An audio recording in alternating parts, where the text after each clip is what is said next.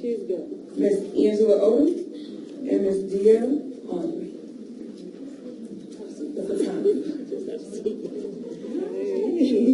See, we just got meeting. How you doing? Meet you.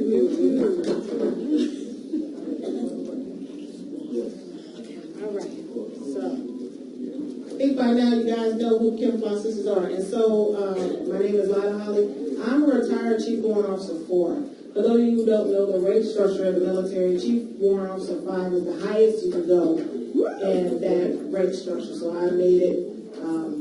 My level of success was enough for me after 22 years. And so, at the Visionary, a book on leadership has been something in the making for some time. That it's been a topic that I really have wanted to address for some time. So I feel like now is the right time, and I pulled together some amazing senior leaders who just happen to be women. And here are two of my co-authors for this project who will take part in this. I'll let them introduce themselves, their time of service, and then we'll go right into a little bit of discussion of why this book is important and why it's time for this book. My name is Angela Odom, and I'm a retired Army colonel after serving over 27 years in the Army. And so I've been retired for 3 years now. And I'm really excited about this project. So thanks for just you leading it. I really appreciate it. thank you. My name is Dia Aubrey, and I am still on active duty for a short amount of time. I retire in April. I'm on my 29th year, and when I retire, I will have 30 years of service. And I will retire a command sergeant major. And so for just to have a little conversation with the ladies, for me, I want people to understand the journey of leadership. And just so you all know, Camouflaged Sisters is not just an organization, or our books are not just written by African American women. In this leadership book, I'm very excited because we do have the perspective of a Latina. She just came off of battalion command. She's a lieutenant colonel, and she will be a part of that project. And then a sergeant major. She just retired as well with 30 years, and she is don't look like us. And so I'm very excited to have different perspectives of women in leadership, and that is the main objective of this book. I will tell you the journey of leadership for a woman in the military is a little different than our male counterparts. Wouldn't you ladies agree? Yes. I will tell you, for me, as I climbed the rank ladder, it started to get a little lonely at the top. I didn't see a lot of women around me. I definitely didn't see a lot of women who looked like me around me. And that can be trying on the mental. Would you agree, ma'am?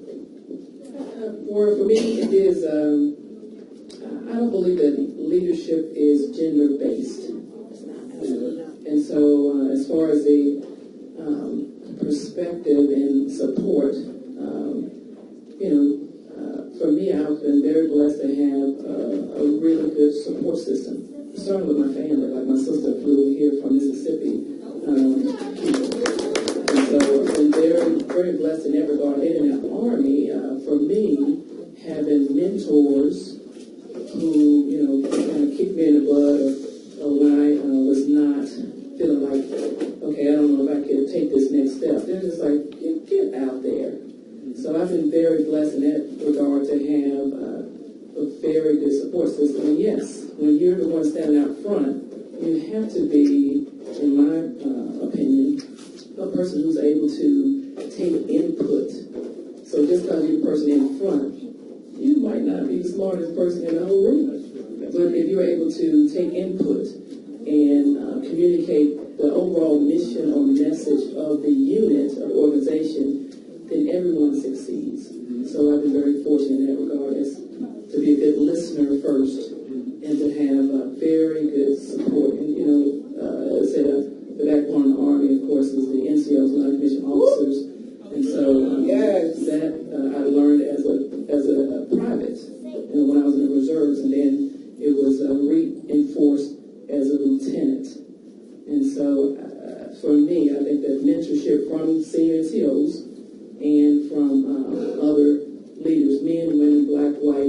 everything. And I am a very strong personality. And so it's not like I was led by the nose to do it, but I have common sense. And I know that it's called teamwork for a reason. And so that's my perspective, my approach. First of all, is always to lead with gratitude and to be a good listener and to understand the mission, the overall mission, and how we all can win. And so that's my take. Well, I wish that was my For me, very, very interesting road. It was very interesting to find out how to maneuver a career path that I did not have support in from a chain of command. I was an engineer.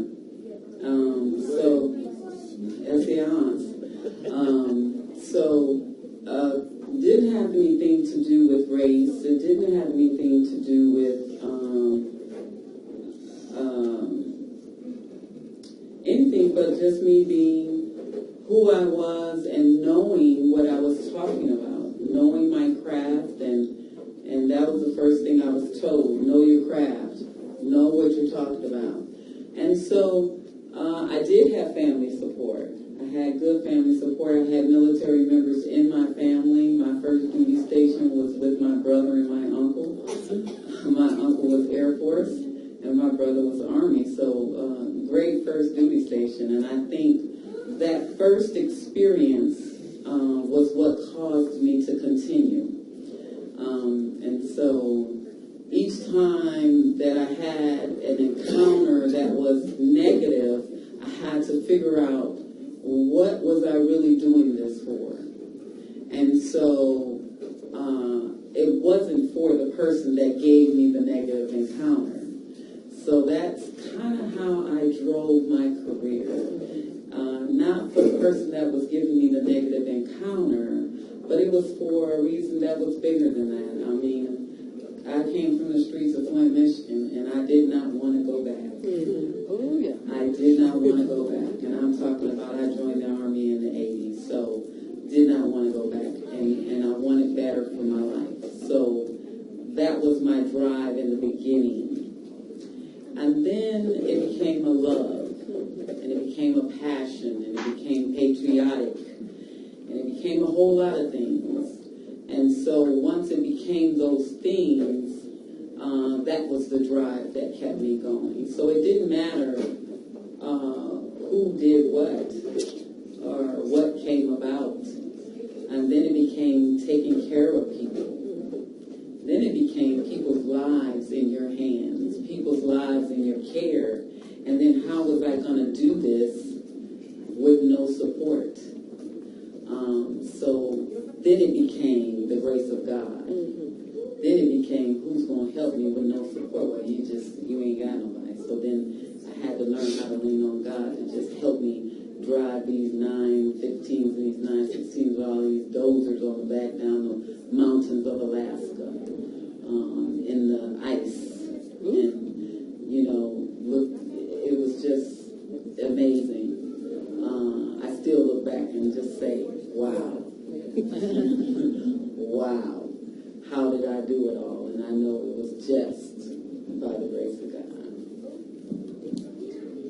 Thank you, ladies. Thank you. And so the objective of this book is really for us to tell our leadership stories. Number one, as you can hear just from the two ladies up here, we have amazing journeys through the leadership journey as women serving in the military. And like Angela said, there is no gender when it comes to leaders. A good leader looks like a good leader.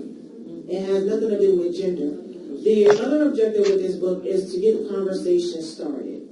Not only amongst young ladies who desire to serve in the military, those who are currently serving, but to our male counterparts who happen to take on the role as mentor. Because I know throughout my career, and as you ladies too, have had male counterparts. They need to understand what we go through on this leadership journey so that they can better mentor us on this leadership journey. I think that's very important. So why was it important for you both to take part in a book about leadership for women in certain military? Well, for me personally, I think it's an honor to be able to just to share some some relevant stories. You can read about leadership, but then when you live it and experience it, I think it's really a duty to be able to share the lessons you've learned with others. I think it's no less than dishonest, really, as an individual, if you're not sharing so that others might not have to step in so many potholes, as you did.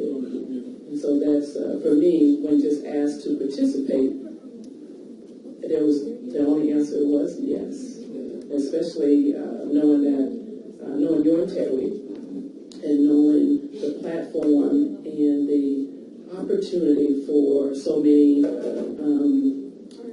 younger women and men to just to benefit from the knowledge or what we've already gone through and what we're sharing. For me, it is an honor just to be a part of this team, and it is an honor to be able to know that at some point someone will read my story and our story and say, you know what? Wow, I can do this. And it gives them hope. It gives them encouragement, and lets them know that they are not alone and that they need to go out and connect with others and to move forward. It's okay to do it scared. Yeah. So that's, for me, it is indeed an honor. Thank you. Well, Lila, first of all, I want to thank you for inviting me on this project because I was on Behind the Rainbow too, so for her to ask me back again, at least I didn't let me know I didn't mess up.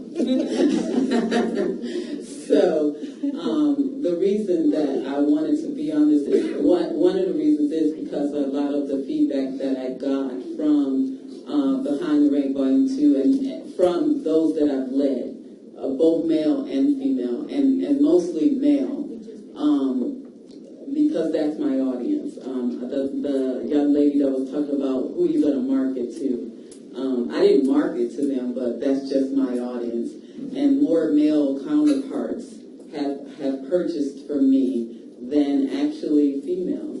And the feedback is why I want to be a part of the project. The feedback that I got from them was apologies, because they didn't know. So what you don't know, you don't know. A lot of them were remorseful because they didn't know they were treating me that way. So I want to be a part of the project because I want to share more. Because if they want to be a better leader because of what I've shared, then the future leaders that's coming up in the engineer corps, if I can share something that'll show them that you don't have to treat a female different, you don't have to lead a female engineer different. We're soldiers, we're NCOs, we're just the same. And then if that can help, that's why I want to share this project. Thank you. I have a question for you, Pam. Yes. So key takeaways as you embark on this journey. What would you tell myself and junior soldiers coming behind?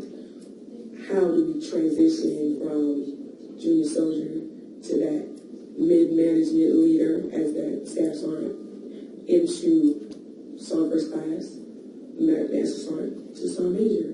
This question is posed for sergeant major, but my officers, that question can also apply to you because you lead that way in mentorship as well. So, Lila, we'll start with you. That's a great question because even as I made up to the rank of staff sergeant before I transitioned over to a warrant officer, and it's a different world when you transition as starting out as a private and go into the officer corps. What I tell young warrant officers, especially women, pick your battles. You can't fight every battle. You cannot fight every battle, and don't try to. Because as NCOs, like you said, strong personality. I'm from New York. I came in the military with a strong personality. And so I had to kind of tame it a little bit.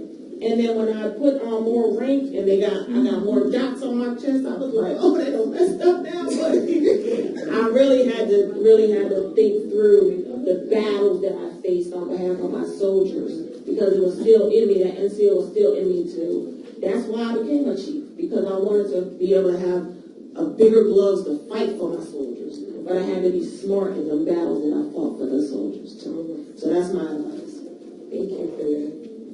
I think that's a great question. I think for me, the advice I would give is to mentor others, because as you are engaging with others, you'll learn what you need to do to move forward.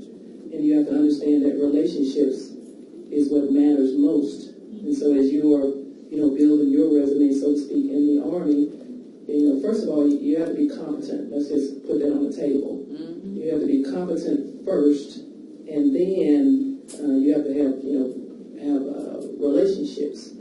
But more so, I would suggest that you mentor others, and that way you will know what you need to give and to do to move forward. Now, if you're just walking by yourself, then go ahead and walk on by yourself. That's not going to work out well for you. But that's the way I see it. It's all about relationships. So I'm going to speak from the enlisted perspective, and this is very important for you, because and anybody else in here that Sergeant Moore just got promoted to Sergeant First Class, so very big step in her career, because that's the official changeover from being junior, what we call junior enlisted, to senior enlisted. So a very big step for her. So that transition, what you're my battle here, she's right, relationships.